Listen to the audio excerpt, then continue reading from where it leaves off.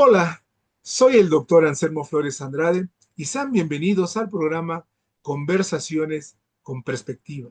El día de hoy conversaremos sobre las democracias de baja calidad con especial atención en los países andinos.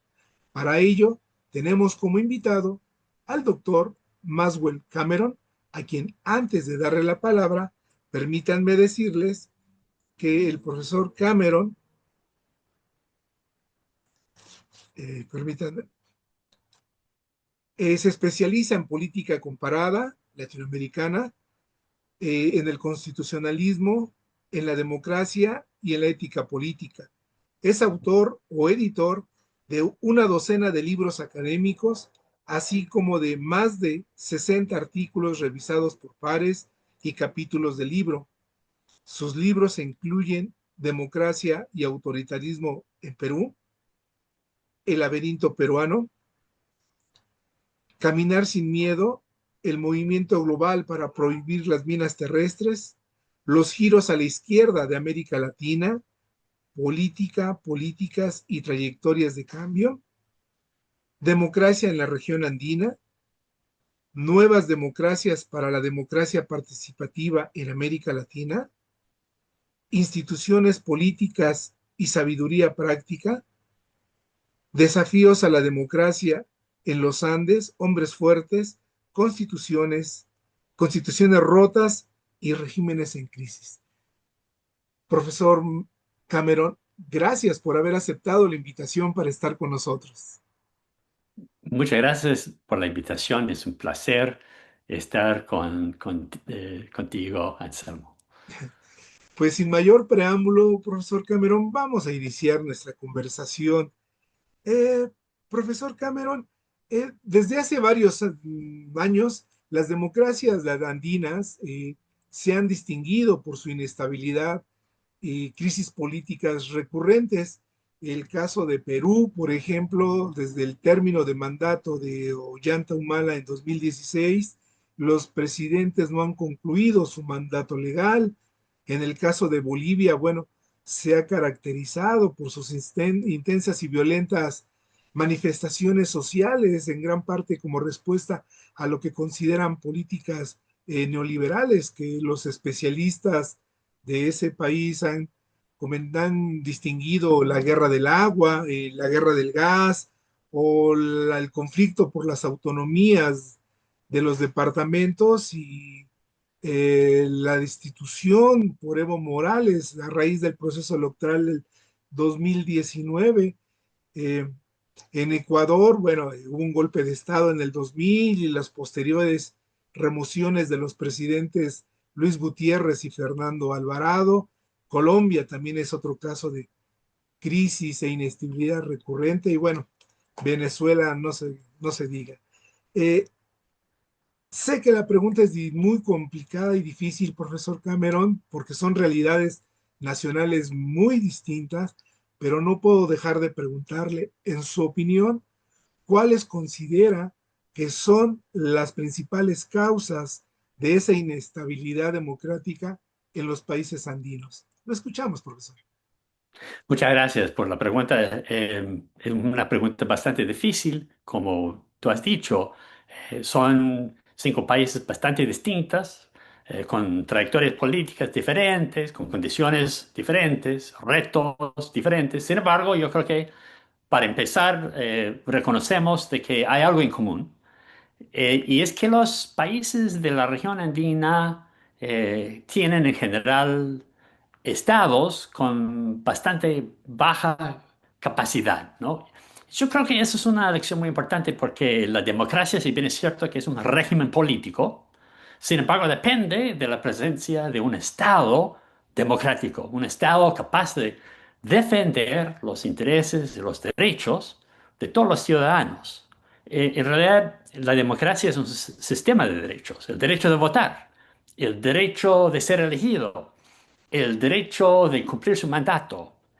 Y esos derechos esencialmente electorales se complementan también con derechos y libertades que requieren toda la ciudadanía, el derecho de expresión, libertad de movimiento, de formar partidos políticos, de tener acceso a los medios de comunicación. Y todo eso se requiere un Estado. Requiere un Estado en lo cual existe una separación de poderes, existe la supremacía de los civiles por encima de las Fuerzas Armadas, un Estado que im- impone el imperio de la ley, ¿no?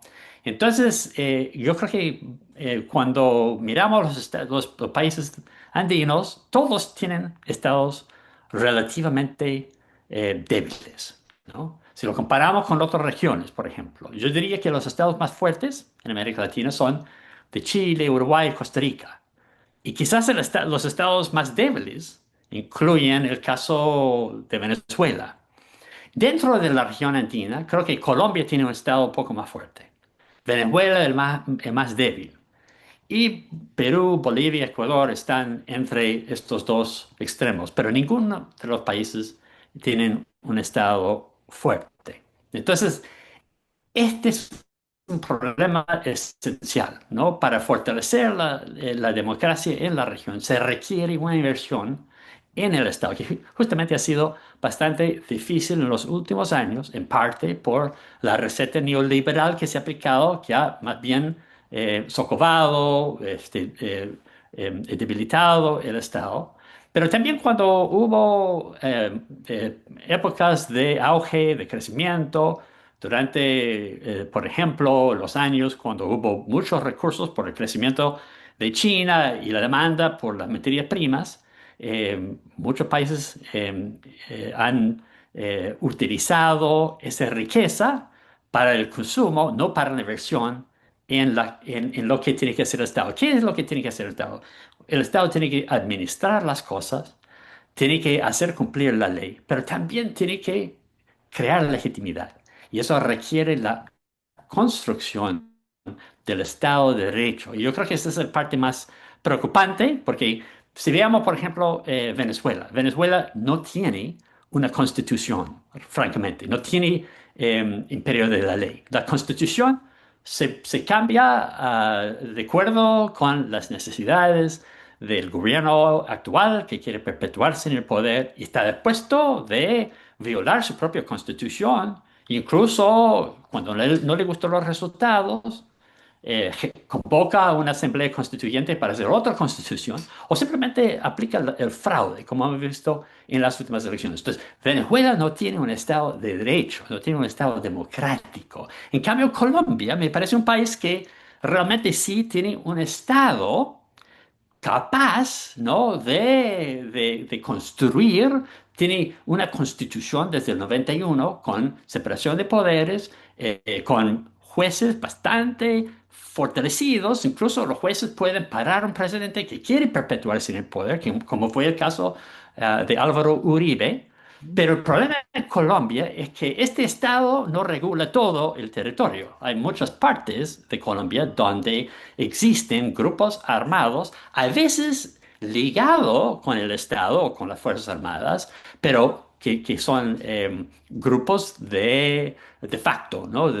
Importantes y obviamente grupos armados en contra del Estado, ¿no? Como es el FARC o puede ser el crimen organizado, cosa que está sufriendo mucho también Ecuador de hoy en día. Yo creo que Bolivia es un país que ha buscado crear un sistema legal más participativa, más constitucional, pero mire cómo Evo Morales, que generó un proceso de cambio constitucional importante, que creó una nueva constitución, o sea, o más bien lo hizo una asamblea constituyente que fue aprobado por la población, pero Evo quiso nuevamente perpetuarse en el poder y estaba dispuesto a insistir en su derecho de ser candidato cuando la constitución ya decía que no era posible, y eso generó una crisis donde cayó Evo y, bueno, finalmente se ha recuperado la democracia, se ha recuperado el Estado de Derecho en Bolivia. En el caso de Perú me parece que realmente lamentable, porque es un país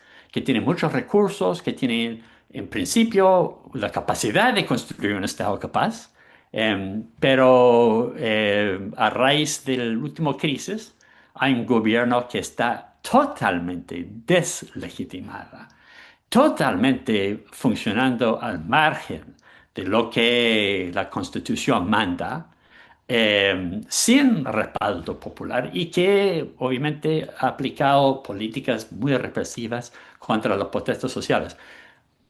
Ya vamos a ver qué pasa en las elecciones del próximo año. Entonces, en todos estos casos, yo creo que hay una preocupación por la falta de un Estado eh, capaz y democrático, porque y eso es lo que más se requiere para estabilizar, no solamente estabilizar la democracia, sino darle legitimidad. Esto que nos acabas de compartir, Max, es justo lo que tú argumentas en tu último trabajo, que creo que recién acabas de presentar en un congreso internacional, esta ausencia de capacidad estatal en las democracias, y lo acabas de mencionar. Específicamente, Max, perdón que sea reiterativo, ¿cómo, cómo se da esa relación entre baja capacidad con la calidad de la democracia? Que si no interpreté mal tu texto, afirmas que la baja calidad de las democracias es producto de la baja capacidad estatal. Muy buena pregunta, porque realmente a dónde va la pregunta, si lo entiendo bien, es cuando hablamos de una democracia de alta calidad o de baja calidad, ¿qué queremos decir, no? Y yo creo que lo que significa democracia de alta calidad es una democracia donde las instituciones tienen la confianza de la población. Los ciudadanos tienen confianza de que las instituciones y también los actores políticos, los funcionarios, los burócratas, quienes manejan la cosa pública, lo hace de manera confiable y de tal manera que lo que exige el pueblo a través de sus representantes se cumpla. Se cumpla en las políticas, se cumpla en las leyes, y entonces los ciudadanos tienen la confianza de que si eligen un partido o un líder, el resultado va a ser lo que era la voluntad popular de la mayoría, ¿no?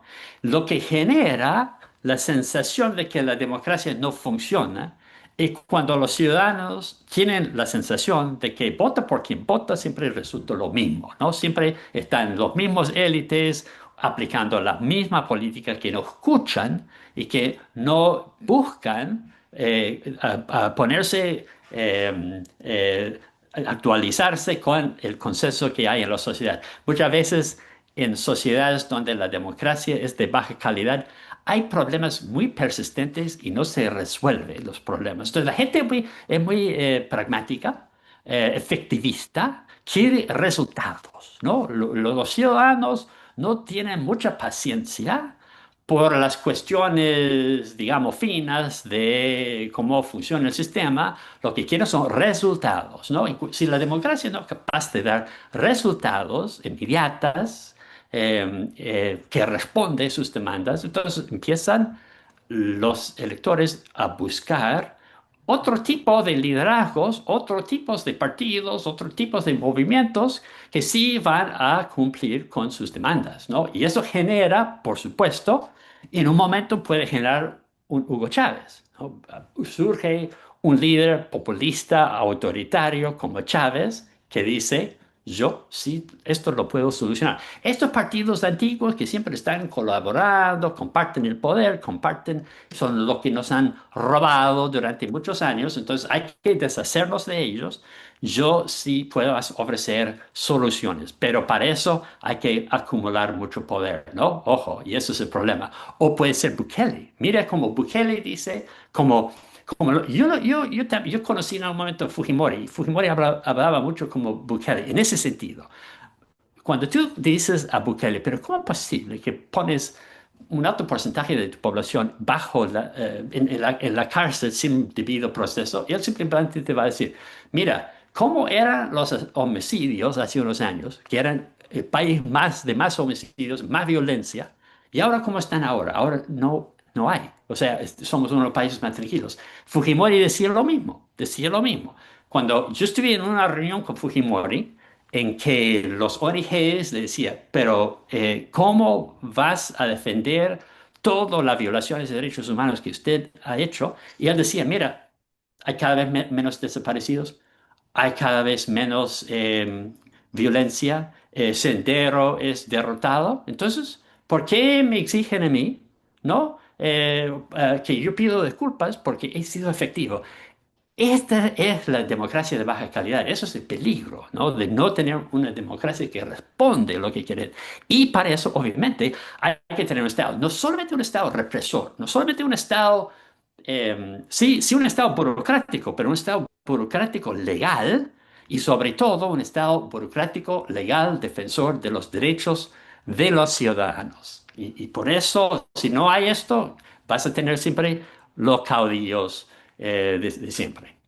De hecho, tú en tu escrito que me hiciste el honor de proporcionar, hablas de un Estado fuerte en ese sentido, un Estado con un Estado de derecho fuerte que cumple las garantías y hace efectivas las garantías individuales y garantías políticas. ¿Es esto a lo que te referías, Max, con lo que nos estás diciendo? Una pregunta, probablemente, corrígeme si me equivoco, comentas que o lo pregunto de esta forma, esta solución de los estados a las necesidades de la población, comentas que no han sido resueltas y han sido incapaces. La pregunta que te quiero formular, Max, con base en esto, es, en el estado actual de las constituciones o el arreglo institucional de las democracias andinas, ¿se pueden resolver aún esos problemas o hay que modificar el diseño o las constituciones para fortalecer esa capacidad estatal?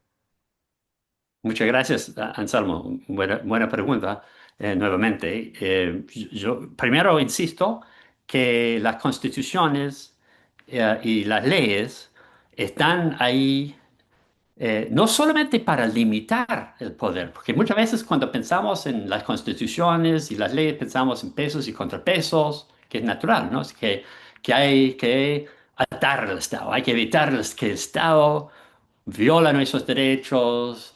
El Estado puede ser muy cruel, puede ser muy opresor, puede ser muy arbitrario. Y entonces para eso hay que tener constituciones y leyes. Sin embargo, también hay que reconocer que las constituciones no solamente limitan la capacidad de acción del Estado, también genera nuevas capacidades, genera la capacidad de convocar y movilizar la población y canalizar sus demandas hacia acciones como políticas, como legislación, que atiende a esas demandas y por tanto genera una legitimidad, ¿no? Que yo cumplo la ley cuando yo siento que yo he autorizado la ley y que la ley tengo el deber de cumplirlo porque yo quiero que también los demás cumplen las mismas leyes. Esto es lo que genera legitimidad y la legitimidad genera capacidad. Y a veces pensamos que somos más poderosos si actuamos como si no hubo Estado de Derecho, más bien buscamos caudillos o buscamos líderes que son omnipotentes. Mira cómo está portando, por ejemplo, hoy día el presidente de Estados Unidos, ¿no? Pasando por encima de las leyes y se cree el poderoso haciendo eso, pero está realmente debilitando el Estado y por tanto debilitando la democracia. Entonces, yo creo que lo que hay que tomar en cuenta es que requeremos estados constitucionales que son capaces de convocar y mover la población, que genera capacidad de coordinación de la acción social de la sociedad dentro del marco legal. Y para eso, obviamente, se requieren buenas constituciones. Y hay un debate muy interesante sobre qué es una buena constitución. Por ejemplo, podemos ver en los últimos años, yo diría la constitución de Colombia, como ya dije, es muy buena y ha servido muy bien. Ha empoderado el poder judicial en Colombia para incluso exigir a través de la figura del amparo, que los políticos cumplan sus funciones. También la constitución de Bolivia. No me parece una mala constitución.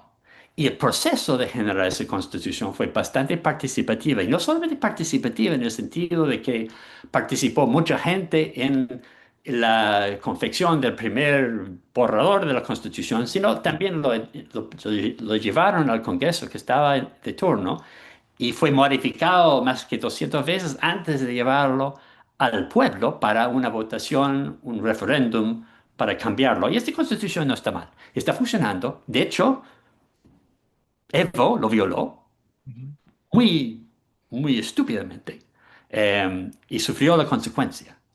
Pero la constitución en sí no está mal. La constitución de Ecuador también sigue siendo la misma constitución, también muy participativa que generó Correa, pero modificado en muchos aspectos importantes y generalmente por el bien por el gobierno sucesor, no de Lenín Moreno. Entonces, yo no siento que hoy en día hay mucho debate sobre la constitución de Ecuador.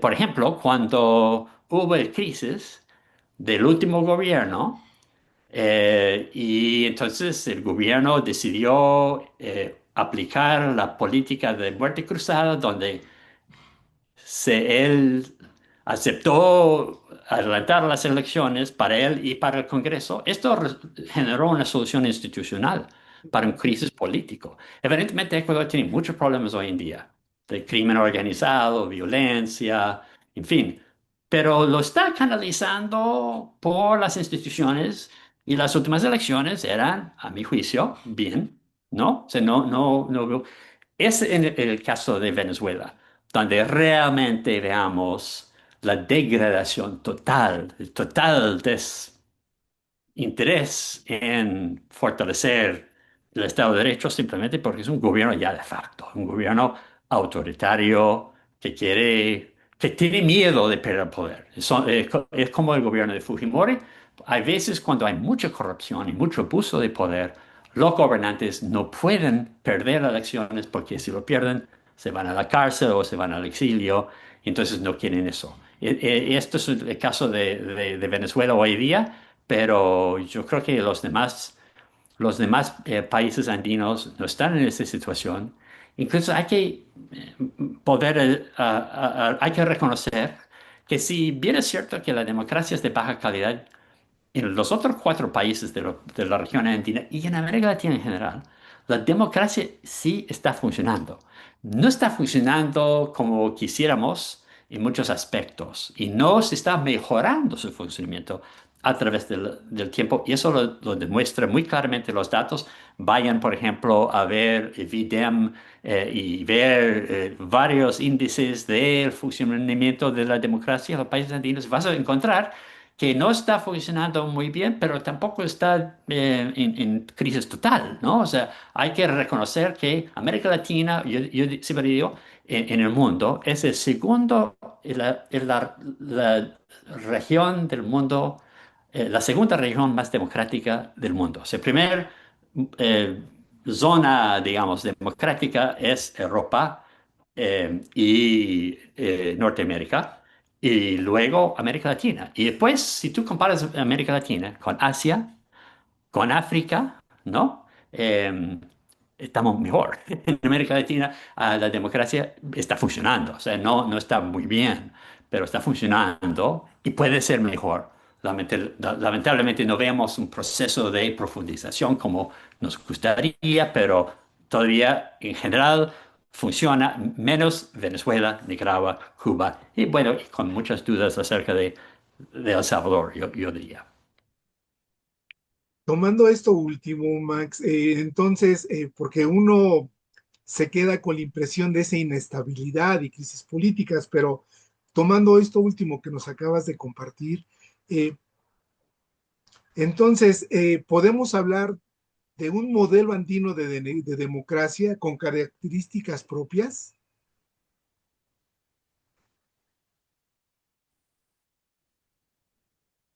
Bueno, interesante la pregunta. Yo tengo desconfianza con la idea de modelo. modelos. En general, la idea de modelos de democracia, porque uno es modelo para el otro. O sea, hay un modelo, o sea, ¿te acuerdas? Hace unos años todo el mundo decía, Chile es el modelo para América Latina, ¿no? Falso. O sea, Chile es un buen modelo para Chile. Sí, o ni siquiera para Chile quizás. Y tampoco diría que Bolivia es modelo para Ecuador, menos Venezuela modelo para nadie, ¿no? O sea, yo tengo dudas acerca de la idea de modelos. Yo creo que cada país es distinto, cada país tiene sus peculiaridades, tiene sus idiosincrasias, sus necesidades. Entonces, en ese sentido, un poco, y como hemos conversado, ¿no? O sea, los países son muy diversas y además son diversos, pero podrían tener elementos en común con otros países que no son de la región. Por ejemplo, y hay fantásticos estudios que muestran que hay elementos parecidos entre Bolivia y Uruguay, ¿no? Por ejemplo, o puede ser que, por ejemplo, se podría quizás comparar en algunos aspectos los países andinos con Argentina, ¿no? En el sentido de la persistencia del populismo. Lo que sí yo diría es esto. Yo creo que es cierto que los países andinos tienen culturas muy ricas, muy profundas, muy diversas, ¿no? Culturas indígenas, culturas afro-latinoamericanos, culturas criollos también. Y entonces hacer democracia en países como los países andinos no es fácil, pero sí creo que es importante que la construcción de un régimen democrático debe tomar en cuenta lo idiosincrático de cada cultura. Y entonces hay mucho que aprender de las culturas diversas de países como Colombia, Ecuador, Perú, Bolivia, incluso Venezuela. Puede haber formas de participación, formas de reciprocidad, formas de autogobierno, porque como son países donde el Estado es débil, hay mucho autogobierno por parte de comunidades. Puede ser comunidades, digamos, de mineros, o comunidades agrícolas, o comunidades indígenas, o comunidades incluso de autogestión o de apoyo mutuo en las zonas urbanas también, ¿no? Entonces, yo creo que la democracia hay que construirla sobre la base de la cultura que existe y no pensar que, bueno, la democracia siempre tiene que ser un modelo liberal, tipo europeo, electoral, basado en una concepción constitucional que viene pues de la experiencia, ¿no? de Europa o de Norteamérica. América Latina tiene sus propias tradiciones. Incluso yo diría, si pensamos en la historia más macro,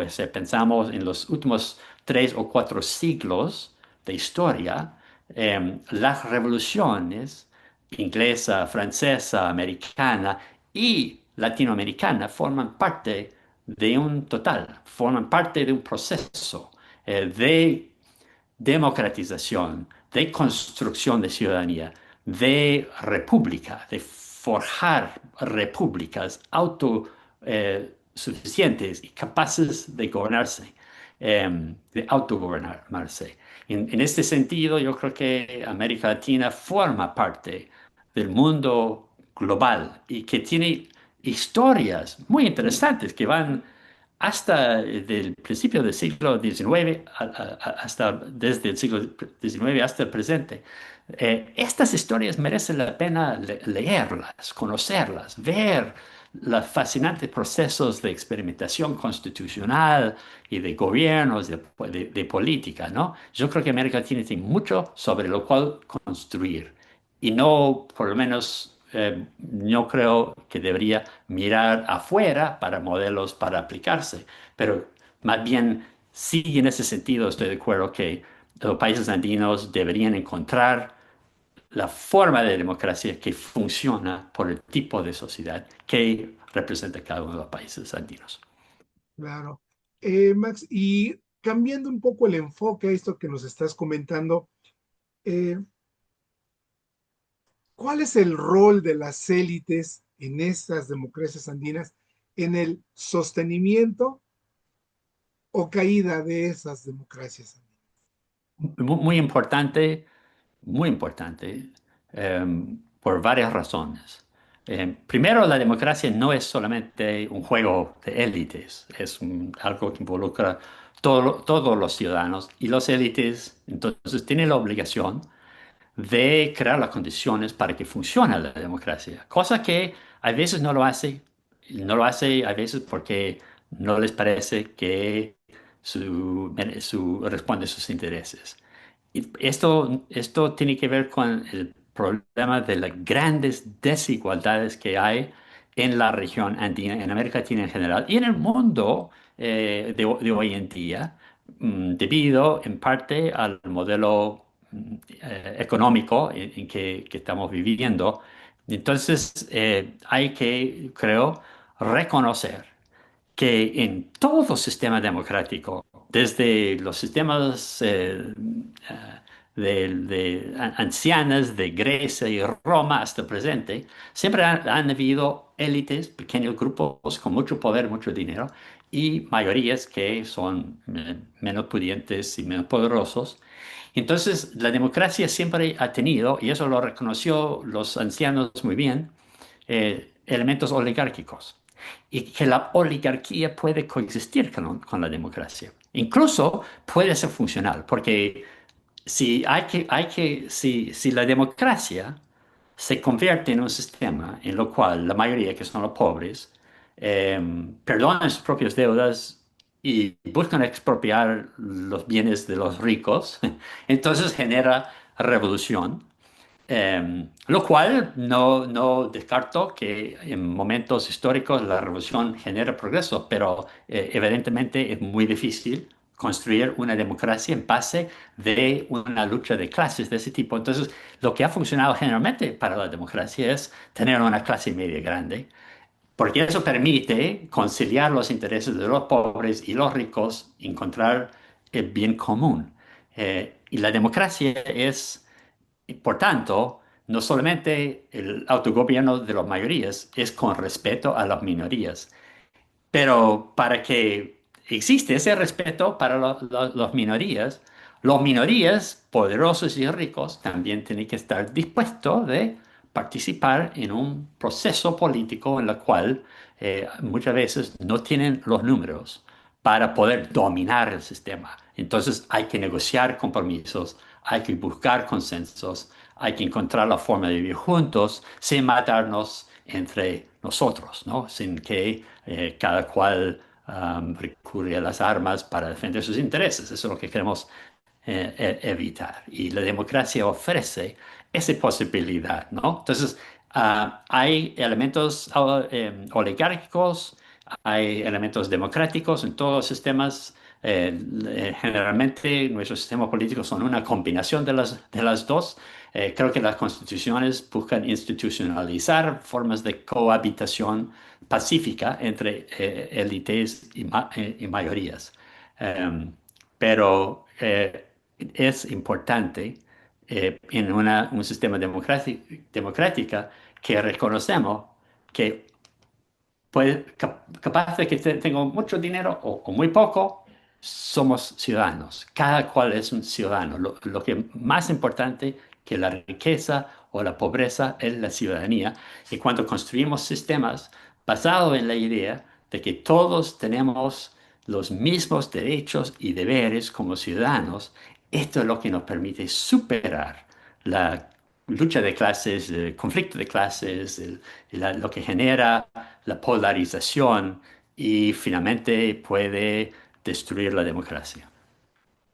Tienes toda la razón, Max. Y cambiando ahora la otra cara de esta fórmula, ha habido desde el año 2000 grandes movilizaciones sociales, manifestaciones indígenas.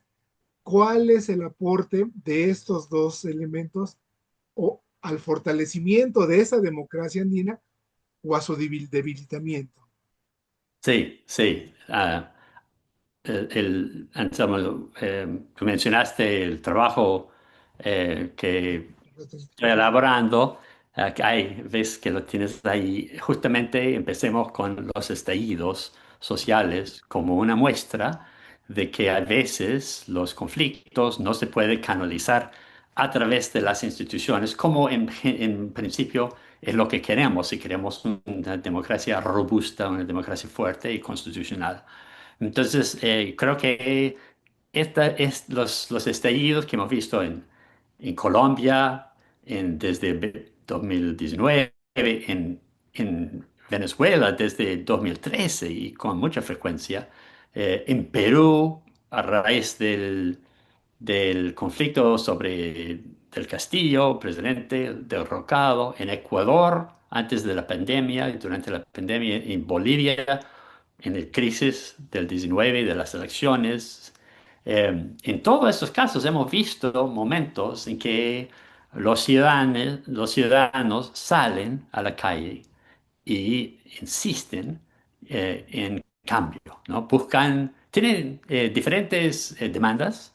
Puede ser una alza de precios de petróleo o de transporte, o puede ser un rechazo a la corrupción o la represión.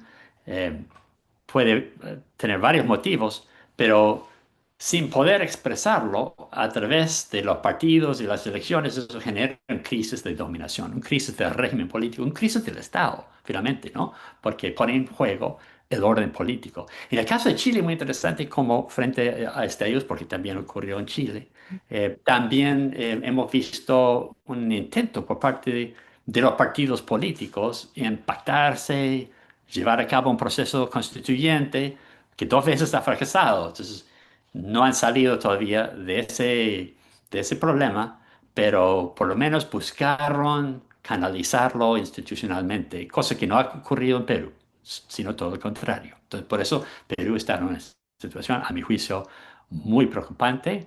Eh, yo creo que el caso de Colombia, la victoria de Petro en gran parte se debe a que fue percibido como el actor político capaz de llevar esta demanda de la sociedad a la esfera política y a hacer cambios.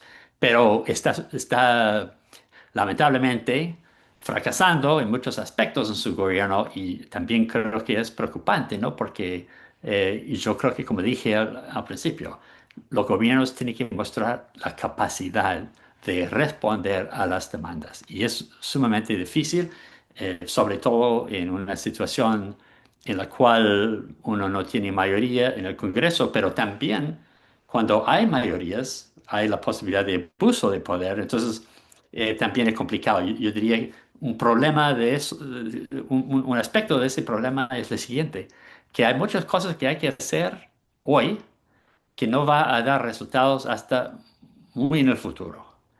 Y hay demandas hoy que, si lo atendemos de una manera equivocada, genera problemas de largo plazo. Entonces, el problema de los tiempos, ¿no? Hay urgencia en hacer reformas, en hacer cambios para que funcionen los sistemas políticos de manera más eficaz.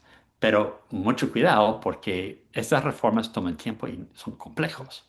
Y a veces incluso los procesos de reforma pueden llevar a situaciones peores que el status quo. Totalmente de acuerdo. Y finalmente, Matt, es probablemente una pregunta correcta. Tú me dices si la reformulo, pero en tu opinión, ¿qué factores contribuyen a que las elecciones, y estoy pensando en Bolivia, sobre todo Bolivia, Perú, de los últimos años, que las elecciones han perdido esa capacidad para generar gobiernos estables y legítimos?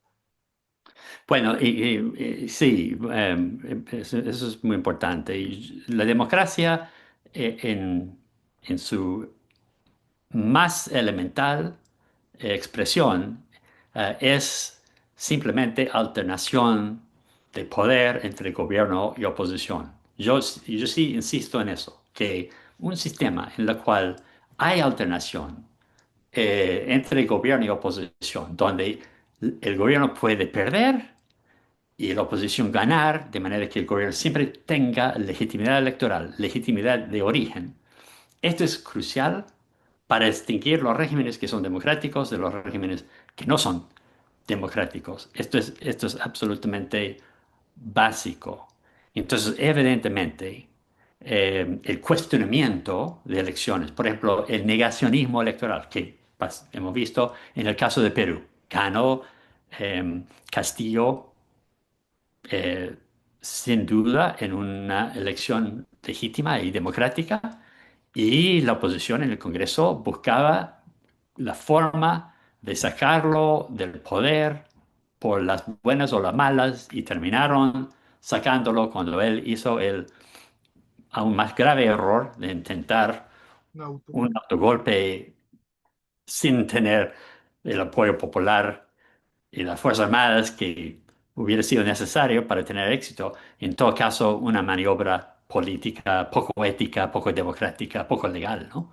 Entonces, yo creo que defender las elecciones, que necesitamos elecciones que son transparentes, legítimas, manejado por instituciones autónomas, independientes, de alto nivel de profesionalismo. Y cuando se cuestiona eso, y eso es lo que pasó en Bolivia, mencionaste el caso de Bolivia. En el caso de Bolivia había primero el intento de Evo Morales de perpetuarse en el poder a través de un corto periodo en el poder, lo cual no lo contemplaba la Constitución, pero lo logró candidatear porque las cortes, que eran sus amigos, que había él colocado los jueces, entonces eran francamente, no iban contra el gobierno, le dijeron que sí, sí, señor, usted tiene el derecho humano de ser candidato, una cosa absurda. Entonces, cuando hubo irregularidades, o la especulación era de que hubo irregularidades, él tuvo que dar un paso atrás. Pero a pesar de tomar un paso atrás, porque él aceptó que a pesar de los resultados anunciados, él iba a una segunda vuelta, pero ya la población, un sector de la población, sobre todo la oposición, decía que no, este señor tiene que irse porque va a ser un dictador si logra ser elegido. Cosa que también he visto en Venezuela, como la población no le gusta esa idea de ser presidente por vida, ¿no?